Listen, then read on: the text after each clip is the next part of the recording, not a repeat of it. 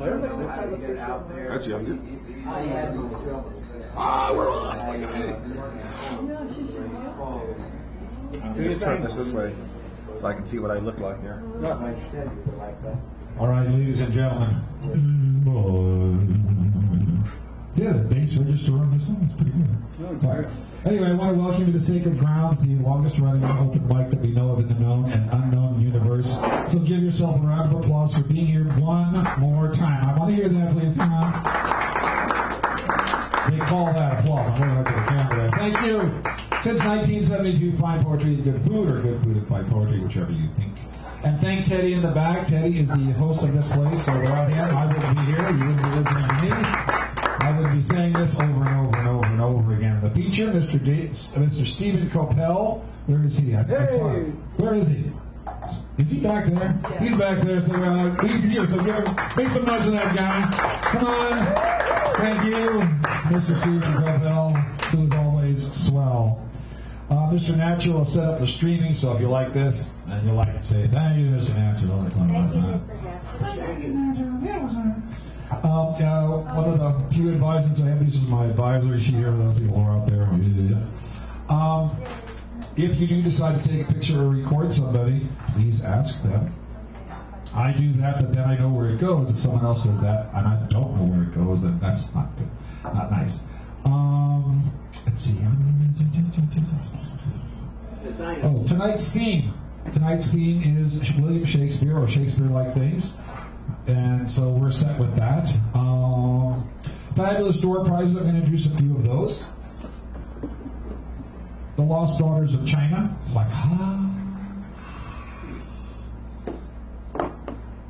Mr. Spock. Log 7. And if you haven't had enough of something really hard to read, James Joyce Ulysses. And I always forget how to say this, Sacagawea. Is that right? Sacagawea. Okay, Sacagawea. So this was given to me. I actually read parts of it. It's well written. So it's a good story. It's a good story. It's Harold P. Howard. I don't know the author. Howard. I'm sure he knows. Okay. And then, of course, as I've said before, you can, if you don't like those, you can do the mini feature, choose next week's theme, be a keynote, which you'll see in a moment. Clara Sue did a keynote, right? Clara Sue, and the last word, which we don't have a last word. I asked somebody and they haven't got back to me. And also, since Pondo is coming up, I can't remember the date because that wasn't 28th. Thank you. Thursday, a week from tomorrow. Okay, so in case E.K. Keith does not make it here next week, one of the prizes is to be the representative for Sacred there. That means you have a guaranteed slot. So there's actually 5 of those prizes. And one more thing, I think. Let's see, this is all the hoopla here. This is the email. If you want to get on the email, I send one out a week. Unless I make a mistake like I did last week and send out a second one to say I made a mistake on the first one.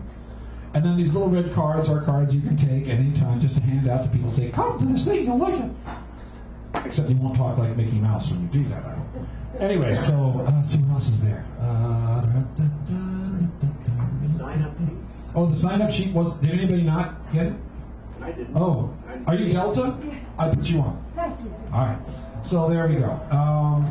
We have a really there's the feature. Give him now a round of applause since he is present in the county for. There he is, Mr. Stephen Coppell, who is always, as we say, swell. All right. So now I'm going to divest myself of this mic and looking over there and say, yeah, I look pretty good except for that spot. But anyway, John, do you need something? I forgot to set up the mic. Oh, okay. Well, then I will move, and then we'll get the first person on the keynote to come forward. As soon as I move myself from here and go over where I belong. Hi. All right. So now, ladies and gentlemen, thank you so much, Mr. Coppell. We are happy to have you here. And now, to begin us with the keynote. Are you talking that way because it's Hitler's birthday or what? Nein, ich kann das nicht sagen. Actually, I learned German because I had learned Spanish and French and Latin and the only one left that they taught was German, and German was the language of all the bad guys in the movies, and I wanted to figure out what they were saying, so, and plus my older brother Tommy took it, so that's why I took that, and that was the language that stuck, unfortunately. There's some beautiful poetry in that language. There is, and they have nice songs, but What? they do have some nice songs. Hit Yeah, songs when they're like, drinking beer, look out. yeah, in Munich there's a Hofbräuhaus. Yeah. I stay there all night long. Every time I go there, I really sing my song. It goes on like this, and it goes downhill from there. All right, so Clara Sue, give her a round of applause. Our keynote, the keynote of note and value and measure. Thank you so much. Oh, sorry about that. I forgot to adjust it with your mind in mind. Lean up a little bit here. Oh, you get a twofer. Yeah, he is also. A twofer. There we go.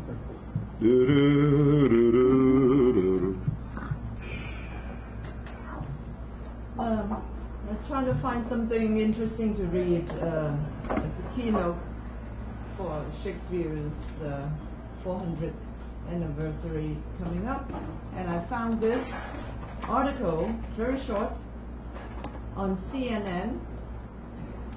It says, and then you have to go, after I read this, you have to go on CNN.com and play the game. It says, insult your friends, Shakespeare style, Oh, nice. by Brian A. Jones, CNN. Shakespeare, who died 400 years ago this week, was renowned for many fine deeds, from penning some of the most romantic love stories and poems in the English language, to conjuring up brutal battles, bloodthirsty rages, and loathsome murder plots, all for your entertainment. But if there's one thing we admire him for more than anything else, it's how he elevated one part. But if there's one thing we admired him for more than anything else, it's how he elevated one art form above all others, that of the great English insult. Whether it's Prospero calling Caliban a freckled web hagborn in The Tempest, Benedict describing Beatrice as a rare parrot teacher in Much Ado About Nothing, or dull Tearsheet scorning her scurvy companion in Henry IV, Part 2, the bard was master of the soul-shredding slapdown and the shamefaced slight. We at CNN thought it best to give you, gentle users, a taste of how Wild Bill vented his inspired spleen on this fellow man with our Shakespearean insult-o-meter. Simply decide just how harrowing you want your insult to be. Jesting monkey to begin with, cursed shrew if you are having a bad day. Choose the gender of your unsuspecting victim and hit the generate button. An invective will then materialize, which you can share with the innocent dupe. Important. CNN accepts no liability for spats, duels, or wars between nations resulting from the unwise use of this contraption. And to aid those witlings who skipped Shakespeare during 9th grade, your brain is as dry as the remainder biscuit after voyage. By the way, we've included a meaning button to render Shakespeare's barbs into modern English. So, go to the website and play. Well done.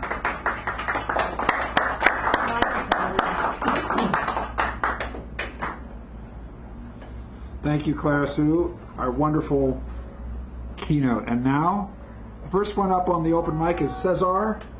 Cesar Love. Come on up, please. Give him a nice round as he comes up here. Here, I can adjust it for you. Which mic am I speaking to? Both of them. Both. So this is the one that'll make the most noise. All right. First of all, I've got a couple events to plug. In March, the third weekend of March, Mission District, we're having the Floricanto Literary Festival, sponsored by our... You mean April? I'm losing it. I'm still in Ohio time. Yeah, May. I'm sorry. In May. Yeah, so we're going to have having the Floricanto Literary Festival. But more important than that, next weekend is a fundraiser at the Mais Restaurant on Saturday. It's a fundraiser for the Floricanto, and Alejandro Murguia is emceeing. We've got it's called Mambo in the Mission. The band playing is called Sin Nombre. Marga Gomez, well-known comic, is going to be making people laugh with a brand of Cuban/lesbian humor. Whoever else she wants to offend, she'll offend. Oh, she's great. She'll just throw it out there, and it's just like, okay, she's going to let it rip. She's going to embarrass us. We're going to wonder, well, why did we ever even choose her for this event? What else we got? Clarice Porras Hernandez. It's going to be an art auction. Anyways, it'll be a lot of fun. 7 o'clock Saturday at the Mais Restaurant, 24th Street, across from the Brahma Theater. Okay. Oh, back to poetry. All right. I just got back from Ohio, and I was spending time. Sorry to hear that. You're laughing, but I think Ohio rocks. Well, And, we got to spend more time. Well, okay. One of the reasons that Ohio rocks is because it's the home of Paul Lawrence Dunbar, noted Ohio poet. He hung out with the Wright brothers, hung out in their bicycle shop. I wish I'd been in that bicycle shop, where the only place where, like, the birthplace of aviation was in the same room with, like, with a future well-known African American poet. And I'm going to try to read some of his work. I'm sure I'm going to mess it all up, but I'm going to give it a shot. This is by Paul Lawrence Dunbar, native of Dayton. To a captious critic. Dear critic, whom my lightness so deplores, would I might study to be a prince of bores. Right wisely would I rule that dull estate, but sir, I may not, till you abdicate. And this one's called The Poet. He sang of life, serenely sweet, with, now and then, a deeper note. From some high peak, nigh, yet remote, he voiced the world's absorbing beat. He sang of love when earth was young, and love itself was in his lays. But the world, it turned to praise, a jingle in a broken tongue. And so one more by Paul Lawrence Dunbar. It's called Compensation. Because I have loved so deeply, because I had loved so long, God, in his great compassion, gave me the gift of song. Because I have loved so vainly and sung in breath, the Master, in infinite mercy, offers the boon of death. So, Paul Lawrence Dunbar, native of Ohio. Lawrence Dunbar? Yeah. Thank you so much. All right. Distracted might am I here? And we do have a number 2, so thank you, Cesar, for that. Stephanie Manning is next. Why don't you come on up, Stephanie? Give her a nice round of applause here. Let's go around this one, everyone.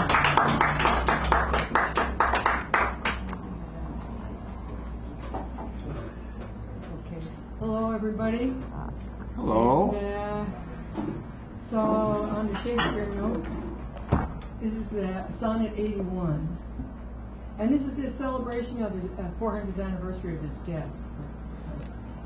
Or I shall live your epitaph to make, or you survive when I in earth am rotten. From hence your memory death cannot take, although in me each part will be forgotten. Your name from hence immortal life shall have, though I, once gone to all the world must die. Their earth can yield me but a common grave.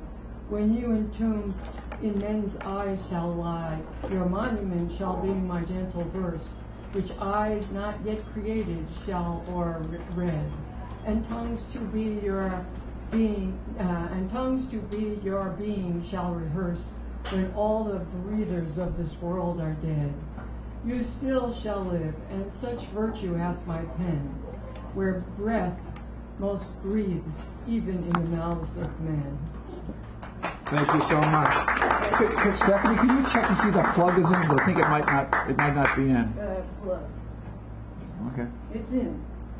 And then I saw this thing in the Chronicle Paint section in the Wayback Machine for 1916, and it was talking about the controversy around the 300th anniversary of Shakespeare's death in Golden Gate Park, and the park director was fighting with the park's commissioner, and it was a big controversial thing. So I thought that was kind of interesting. I hope it wasn't that controversial this time, but the next time we won't be around for 450 or 500. And then here's one I wrote. It goes like this. This is dedicated to Shakespeare. To see or not to see, that is the question. Whether 'tis nobler of the mind to pursue blind ambition and make an outrageous fortune, or take arms against the earth's destruction and the persecution of the poor by opposing and end them. To die in the effort, to die the heartache and the 1,000 assaults a day the poor are heir to die, to sleep perchance to dream of a better day, knowing we fought to save Mother Earth. But that's the rub, the trouble, for in that close-eyed end of life, even then will we crave the glowing screen and suffer through withdrawal. Such cowardice gives us pause and makes us rather take the earth degraded, accept income disparity and the suffering of others, than fly off to the unknown place of fallen heroism. Thus such fears make us all cowards, and we put up with shit, and thus even with good intentions, our personal integrity fails us, and enterprises of great pitch and momentum in this regard, in the light of the view screen, their currents turn awry and lose the name of action. Thank you. Stephanie Manning, everybody. And now, let me read the next few people here. We have Al, then John, then Clara, then David, then Kathleen, then Bill, then Bookham Dano, before Richard, Delta, and then Stephen Coppell as our feature. So, Mr. Al Nightingale, why don't you come on up there and try to get close to the microphone. I don't know if it's on, but I don't know. And can everybody hear? Is hearing okay? Everybody hears everybody? Yeah. Okay. All right. Just to make sure. There we go. Give him a hand there. Thank you so much. This thing is not working. I crave a miracle all summer, greedily waiting for its sign. I lingered squinting at the tawny daylight with uncomplaining eyes, and for the first time it was shown in the blue haze, like any entrance. I saw like a blue entrance in the foliage flying down. I saw a flowering of apples, an autumn flowering of apples. Their fragrance captivated gardens, and so we, in heaven's emblem, could listen besides us their violence. Your phone number is dialed, and please let this world endlessly amaze.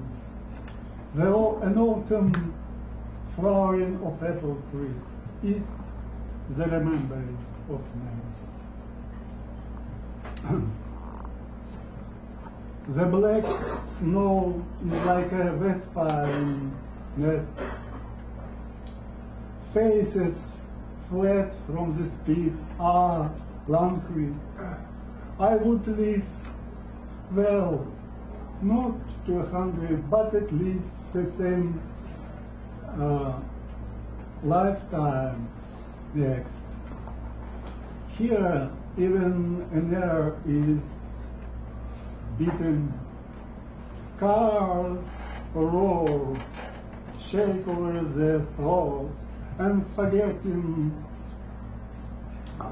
the spring version, even mountains cross with yellow is shown. Not a big loss is to disappear. Trembling with lappets of buds, the soul like a cook flies from here. Golden plumage to save from the map. And a couple sonnets.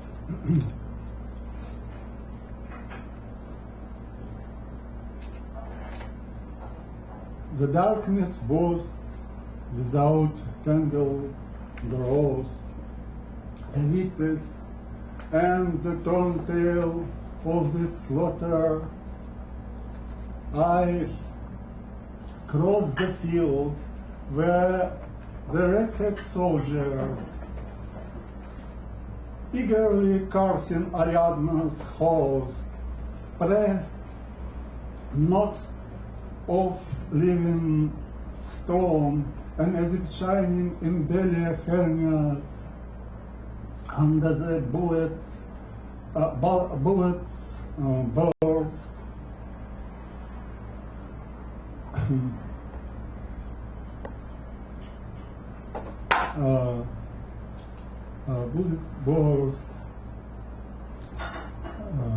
in as it shining. Oh, sorry. The rockets went there. What the shining Just take a moment. Take a What? breath. Take a moment. Okay, Take a breath. Thank you. May I? Oh, okay. All right. Sometimes it happens. It's okay. Yeah, sometimes it's, you just take a breath and just kind of like. Make sure you don't knock that plug. All right. Thank you, Alan. Now, Mr. John Rhodes, kindly come forward, please. Thank you. Give him a nice round. You can warm up that mic a bit here, because, you know, what can I say? I'm just here today and gone tomorrow. Well, I'm going to read, I haven't written very much lately. I have a bunch of poems that are scattered all over my computer and I can't find them. But these are the latest ones. You've probably heard some of these. But here's this one. I wrote it thinking about back when I was like 9 or 8 years old. The Troll came out, the Troll doll. And so I was thinking about that. Tears of a Troll. I think I was a troll when I was...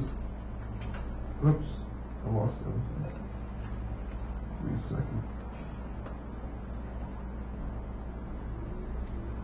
Should take me too long to get back. Let's see.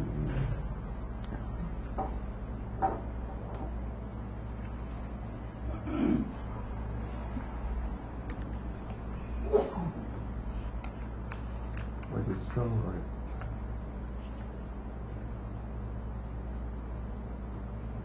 Notice.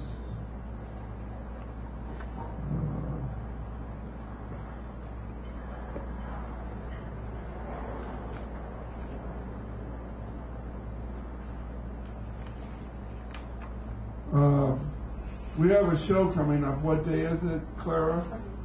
The 27th? Next Wednesday, yeah. So everybody's invited to be in the open mic there. It's loading. There it goes.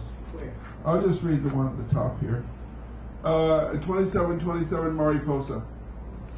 Everybody's invited. I'm going to just read the one at the top here. It's called No Need for Hammurabi. What's that you say? It was a silver platter. It was a dollar store tray. No Latter-day Saints, no St. Peter's ladder. Krishna made me madder and madder. You say you love the way she braid at Delilah as she upbraided you for not making the grade? Sold your asses and a donkey like the prophet Job? What about marginalizing Nader?